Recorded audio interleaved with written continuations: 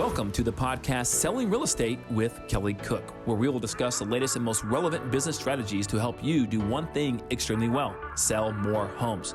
We'll discuss everything from business planning to lead generation and conversion to past client customer service and everything in between. Join us for authentic conversations and nuts and bolts takeaways you can implement into your business today. And now, Selling Real Estate with Kelly Cook. Hello, everybody, and welcome back. It is another episode of Selling Real Estate with Kelly Cook. As always, we have Kelly Cook with us today. Kelly, what kind of day is it today? A great one? Yeah, I'm just jamming out. I didn't hear what you said. I had music in my headphones. No, I'm just kidding. I was like, wow, okay, that's new. Yeah, it's a fantastic day. It's your imaginary music because you're just having a soundtrack to your wonderful day here, right? Yeah, my Jim Rome just going over and over again in my mindset right here. No, it's a beautiful day because the day is what you make of it. But really, it's like 79 degrees outside and sunny. So oh my gosh, it's like it's actually really a cool beautiful day. Not it actually is. Yeah. Hey, wonderful. And today we do have a guest with us. We have Shay Noonan with the Noonan Group. She is in Scottsdale. She's with Real Broker, and we were kind of talking before the podcast here about what are some really cool things that she does. She does some really cool and I think insightful things with social media and video in particular as well. So Shay, welcome. We're so excited to talk to you. Thank you. I'm missing my headphones. Yeah, you don't look official enough, but it's okay. I don't. I have my AirPods in, but I'm definitely like missing my headphones here. But it might mess your hair up, see? So I don't have to worry about that necessarily. So it's true. Next time I'll come back and I'll get myself a pair of headphones. It's like we have a little bit of everything, right? You have the AirPods. Elizabeth has medium size. I have these huge Moon. I don't know what they are, but they look official, I guess, right? Yeah. Yeah, I love it. So Shay, thank you for joining our podcast. We're really excited. Guys, Shay Noonan is a rock star. And if you don't follow her on social media, you will by the end of this podcast because you will get a lot of value out of what she does, not just from the content she puts out, but also in terms of just paying attention to the structure in which she does it, right? Because it's well thought out, it's well planned, it's well rehearsed, and there's a reason why she continues to see people following her more and more and more on social media. So I'm excited about this concept or this podcast because the concept of social media is huge now, right? You have to have content. You can't be a secret agent, right? And I think for a long time, even with social media being fairly popular the past decade or so, a lot of us agents were still secret agents. We didn't get out there because of all kinds of reasons, Shay, which I'm sure I'll probably talk about here. But I know a lot of them is like, fear of how many likes you get, fear of missing out on something, fear of what someone might think, fear of maybe ostracizing somebody that you think is your friend. But really, if you ostracize them for something silly of just being authentic, they're not really your friend, right? So get over yourself and put yourself out in social media, educate people, and the people who love, know, like, and trust you, your tribe, are going to follow you, right? So I had to get over this. I know I don't know if you ever had this problem, Shay, but I want to find out. So Shay, let's start with that. Did you ever have that problem? Oh gosh, yes. I mean, first of all, if I could just go back 2 years, just 2 years, and do what I'm doing today 2 years ago, I can't even imagine where my business would be, first of all. And so I'm kicking myself for that. But yes, so just to kind of kick it off, we had the Noonan Group Instagram page that I've worked that for a good solid 2 years, pretty consistently with the business page. But just in January, I made the decision to focus on my personal page. And that was hard. And that's very controversial in this realm where you see a lot of agents where they don't want to work their personal page. So they would rather use their business page because it's a safety net and you don't feel like you're bothering people. Right? Oh, is that you? That was me too. Yes. So January, I made that decision and I was really nervous and it's the best thing I've ever done. I have seen so much growth since January. I've gotten 500 new followers. Wow. Since January. Wow. And so huge amount of growth. And so I do believe if that's you and you're just kind of like teeter-tottering between your personal page and your business page, get out there. You're the brand, your face is the brand. So the best thing you can do is get behind that and realize that. So I didn't want to bother my friends, which why? Like it They just support doesn't. you either way. So yeah. Yes. Yeah. Exactly. Yeah. So I've had a journey in that arena for sure. So Okay, good. I thought I was the only one. Woo! Nope. Yeah. Okay. Yeah. All right. So speaking of which, all right. So now you just convince everybody that they should go do that. How do they go about doing that? Now, obviously, we know video is a big part of social media right now, right? So if they're kind of willing to get over themselves and willing to be authentic now to their peers and their sphere, how do they go about, like, because there's Facebook and there's Instagram and there's TikTok and YouTube Shorts and LinkedIn and Pinterest, and how do you go about is Pinterest and Yeah, Pinterest pick still one. there? Okay, all right.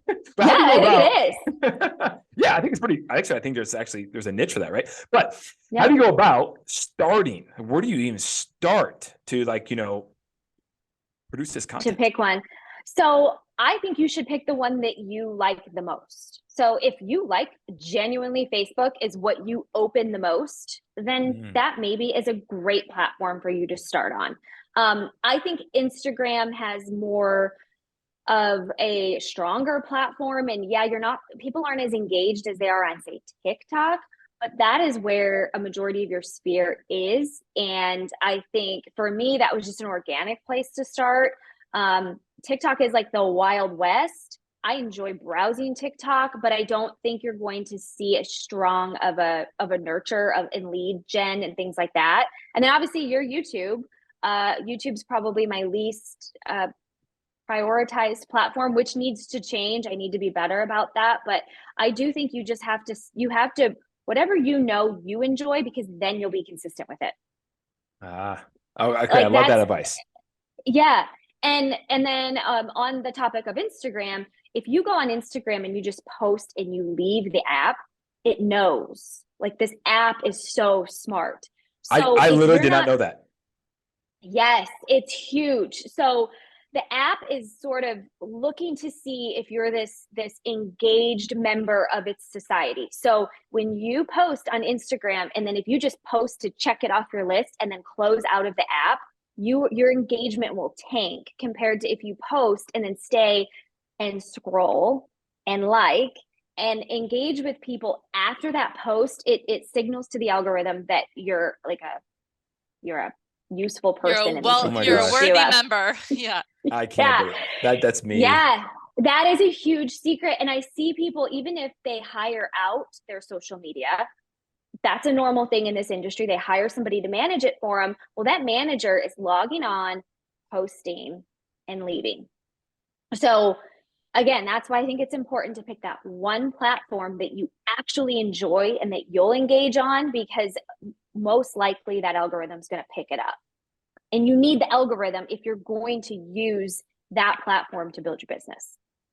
Okay, speaking of that, do you know if there's any benefit to engaging for, say, 5 minutes and then posting, or posting and then engaging for 5 minutes after the post? Any idea on that?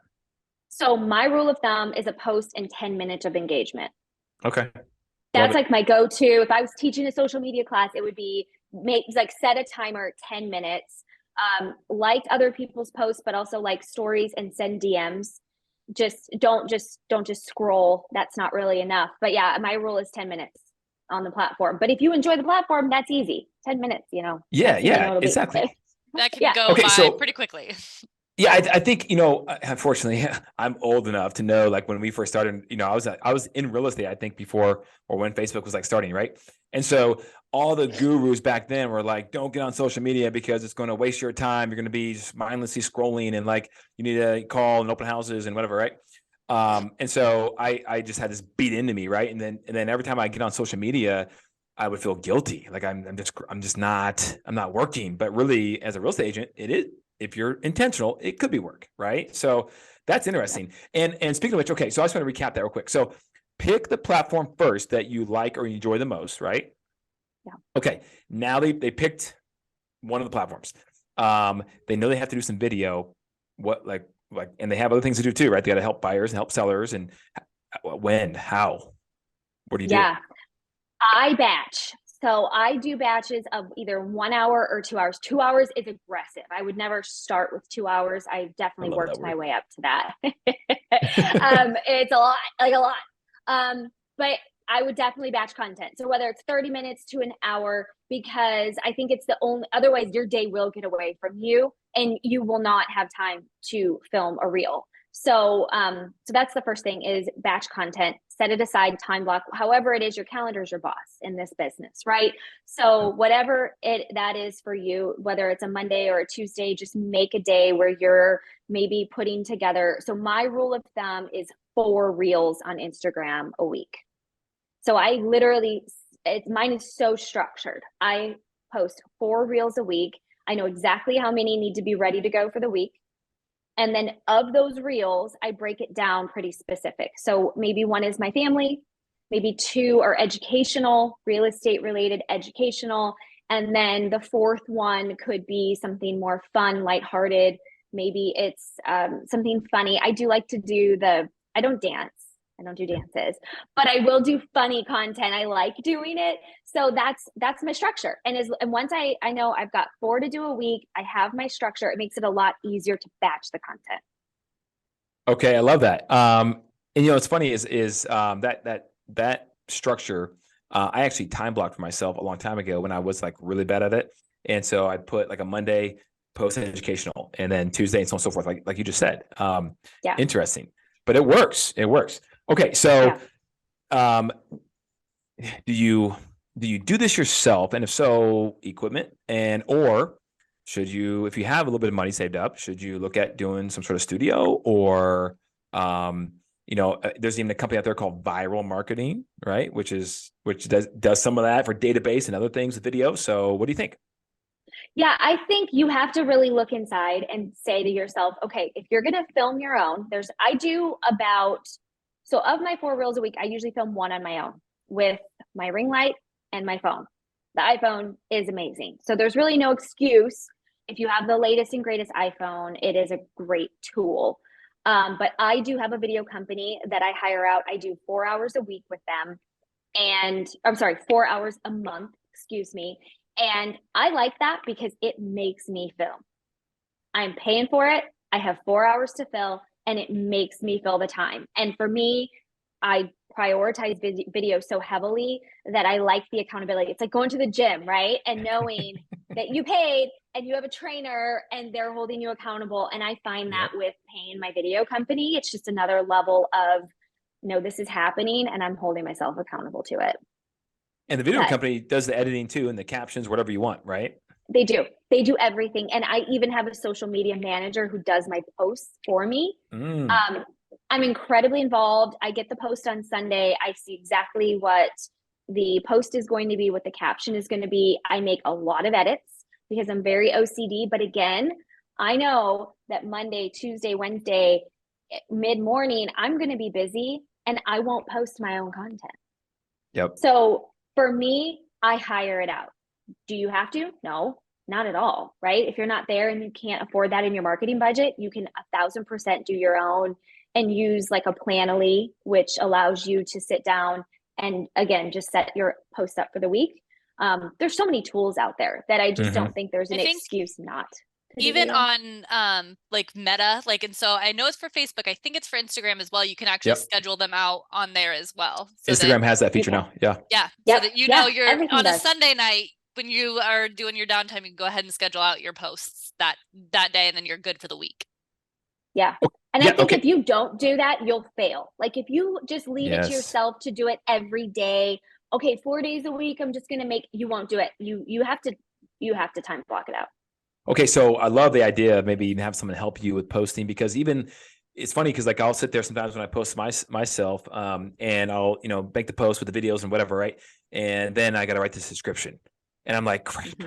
I gotta spend another 10 minutes to think about the subscription now with emojis, right? And I'm bad at that anyways, right? So I know there's Chat GPT and blah, blah, blah. But if you have somebody, so here's my thing, or my question, Shay, is someone out there right now, I guarantee is thinking, okay, yeah, where, how? Do you because obviously a studio is a little bit probably easier to find. You can go on Google and type in something, right? And there's somebody out there. But like someone who posts social media posts for you, where do you find that person? Yeah, I would say that the way I found both of my people are through other people's content who I loved. For example, my lender, I loved her videos and I'm like, who's doing these videos for you? They're amazing. Boom, found my video company. And then same thing. I'm like, okay, she's not doing her own posts. And I started to see a lot of the same people, their posts would go up at the same time. And I found out who it was and boom, you're hired. Like, but ask if there's somebody, I think if you love their content and you know it's professional, just ask them. They'll tell you. If you're in a smaller market, I'm sure that could be a little bit tougher. I have friends who are with Real who are in other parts of the country, and it's definitely not as easy as it is for us here in Phoenix, Scottsdale. But you can go to a college, find somebody who's studying video that has the equipment, pay them. There's a lot of ways I think you could get resourceful if you just sit down and say, I'm going to find somebody. One that I will add here as well, Upwork. I think I've mentioned this before, but Upwork is like for freelancers essentially, but it's a really good way if you need a video person even in your area. A lot of it I think is more probably virtually based. So like a social media manager, you can find people that are highly skilled in that just kind of went the freelance route, right? And discuss pay options and things like that. But Upwork is another good resource. Yeah, that's a good one. I like that. Let's talk analytics. All right. So I know that got a little bit better or a little easier with Instagram on their page. Obviously, Meta, parent company of Facebook, runs all the ads manager and all the analytics on the backside too, if you want to run those things. But what do you do with analytics, Shay? How do you know if something's performing? Do you track it that much? Because there's people out there that obviously aren't as analytical and they just say, I'm just going to post. I don't even care. But the other people would say, no, I want to track it because I want to see what does better. Maybe at certain times of day now they track that, where the most engagement is for your audience and all kinds of fun stuff. So what about analytics? Yes, I do. I track my analytics. I track a couple things. Number one is I track my impressions and the accounts that I've reached. So obviously I'm looking to grow that month after month. I want to see those numbers going up and not going down. I track where those people are in the country because that helps me. If you, let's say you have your podcast, Everything Phoenix, and you start to see that people in other parts of the country are watching it more than people locally, that might cause you to maybe tweak your content a little bit or maybe not. So there's a lot of insight that I think you can get from where these people are located. I track my growth. I want to see my followers happening organically. I want my account to grow. So I do track quite a bit. And also if a reel doesn't perform well, I try to analyze why. What was it about that my followers didn't love and try to tweak it, whether it was my hook. Sometimes it's the hook. Sometimes it's just I diverted from my message and then it didn't do well because my followers follow me for something different. So yeah, okay. Yeah, I like that. What is your goal? What outcome are you trying to achieve while staying very consistent with social media marketing? And maybe the goals, the outcomes are different per the platform, but what are you trying to achieve overall here? So number one, I want to make it to where my lead gens are just coming in through social media because I enjoy it. So I would rather get my leads in a way that I love, which is doing video and doing social media, than sitting in open house for 4 hours or cold calling or going after expireds, right? I want to be able to streamline a majority of my business from social media. Like do what you love, right? That mindset. I love it. Yeah. I love it. And so for me, that's my number one. Number two is I am really focused right now on agent attraction. So I'm using my social media.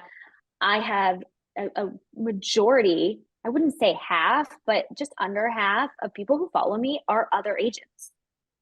So that's another one. Agent attraction. I really am excited about helping other agents grow their businesses in the years to come. So that's probably my number two focus of my social media. Okay. Well, I would not be doing my job as a podcast facilitator or host if I didn't ask you then, why did you, I'm assuming the last thing has something to do with the switch here you made recently, right? When you came over to a different brokerage platform, why did you make that move to Real Brokerage? so that was it. I discovered how much I love doing video. I love social media, but I also found that I really enjoy helping agents find themselves in their business and their brand and helping them grow and nurture that. And so I also do a podcast called Get Social, social media based podcast. And I thought, okay, I'm doing all of these things, but I'm not at a brokerage that's going to align with that. I was at a flat fee local company.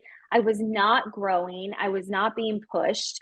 And I just knew it's time to make a change, and I needed to align with what I'm passionate about. So, and then I met with you for coffee, and then we met for coffee, and then I signed up. Oh, good old David Pullon. You know, Mr. Connector, right? I tell you what, that guy. Yeah, that's awesome. If you guys here in Phoenix, you don't know David Pullon too. You got to say hi to him. He's something else. Great guy. Yeah. Okay, so Shay, we always ask all our guests. This has been really good stuff. We'd like to get right down in the trenches and meat and potatoes on this stuff, right? Because I'm from Nebraska, so that's how I roll. And we got some good stuff. I wrote on some notes here, things that I'm going to look into that you dropped some knowledge on here today. What is a podcast that you would recommend to somebody right now, or maybe even a book that you're reading right now, or you recommend to somebody right now that would help them on the whole social media aspect for their business? Yeah, well, I have a podcast. It's called Get Social, and that is the premise of it. It is just how it's not just agent driven either, which is nice. I'm pulling people from other industries that grow their businesses with social. So you can find me on Spotify or Apple Podcast. And then a book I'm reading, Chelsea Pites has a great book on social media, and I cannot recommend her book enough. And then I'm also reading Atomic Habits, because I believe that ties into that consistency that you have to have on social media. So I'm digging into that book right now. And I believe that is, if you're an agent and you haven't read that book, you have to. Totally agree. I've read that book twice. It's in my Audible account, so and it's so good. It's just it's in there going, wow, okay, yeah. Atomic Habits, guys. I forget who the author is. I can't remember off the top of my head, but great book. And a lot of people are reading that right now, especially in the real estate space, because the magic pill, guys, is consistency. We all know that. We keep saying it, and I will keep saying it, because when you go home tonight, go in the fridge and take this little magical pill that's called consistency, but all it is a mindset decision that you make to show up every day around the same time, doing the same things that may seem very boring, but the most successful people in the world, their schedules, pretty boring. Yeah. But then when they're not doing their thing for an hour or 8 a day, well, that's pretty cool. So pretty fun, right? Yeah. Okay. What's one last thing, Shay? One last thing that you would say someone should do as a takeaway of some sort, right? To implement into their business that's not so huge that it takes a year to do, but like something they could start doing over the next several days or a week. Outside of social? Yeah, let's go outside of social. Because I know you're well-rounded. You're just going on social on this podcast. Yeah, no, to piggyback on that, I'm a big one on email marketing. So I do believe we can't rely so heavily on our social media that if something were to happen to it or we were to get hacked, that we didn't have something else to fall back on. So I am big on email marketing, and I do tie my social media into the bottom of every email that I send. The Instagram feeds at the bottom. So just start to tie your other lead gen sources back into your social media. If I sit in open house, a QR code to my social media goes on everything. So I do believe sometimes we put our lead gen into different pillars when we need to start bringing them in more together so that our business is a little bit more cohesive. And if something happens to one, you have the other stuff fall back on. Okay, so I love that. So something simple, QR code on a flyer at an open house to the social media platform of your choice. And where do they get that QR code made? Or how does that work? You can use Canva. If Instagram is your platform, it'll give it to you in your account setter. It'll say QR code, and it just gives you your QR code right to your platform. It's so easy. But the other platforms will be different. YouTube, you'll need to use like a Canva to generate the QR code. Love it. Awesome. Elizabeth, anything else for Shay? No, this was great. I learned so much, especially about the I'm not a huge user of Instagram, but that is super, super interesting. Kind of what you told us about. You actually have to be like an active member of its society before it'll push your stuff up. So I thought that was really, really cool. But no, this was awesome. Thank you so much, Shay. And if somebody does want to come follow you, where can they do that? Yeah. Yes, it's at Hey Shay Noonan. So nice and simple, and it sort of rhymes. You can find me on Instagram, same thing on YouTube. Hey Shay Noonan is my YouTube as well. And I would love to connect with you. And if anybody has any questions, can they reach out to you there? Do you have an email address? What's kind of your preferred way for them to get in touch with you? Absolutely. You can always shoot me a DM, but you can also email me. It's shay.noonan.az@gmail.com. Lovely. Thank you so much. And Kelly, as always, if anybody wants to talk to you and pick your brain, where can they reach out to you? Well, I'm going to say my Instagram handle as well, because this is a social media podcast episode, right? So at Kelly Cook Homes on Instagram, guys, or at Everything Phoenix on YouTube. And then you can, text me, call me, 480-227-2028, or info at cookandassociatesaz.com. Lovely. And as a reminder, if you guys are like Shay and wanting to grow your team this year, please go to buildyourrealestateteam.com, where Kelly has laid out kind of all of the steps, all of the do not do's that he has learned throughout his career, tells you exactly how to do it. So go there. And other than that, we will see you guys all next week. Thank you for having me. Thanks, Shay. Yes, thank you.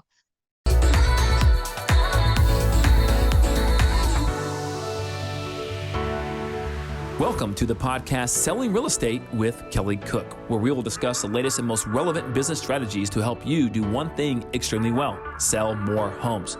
We'll discuss everything from business planning to lead generation and conversion to past client customer service and everything in between. Join us for authentic conversations and nuts and bolts takeaways you can implement into your business today. And now, Selling Real Estate with Kelly Cook.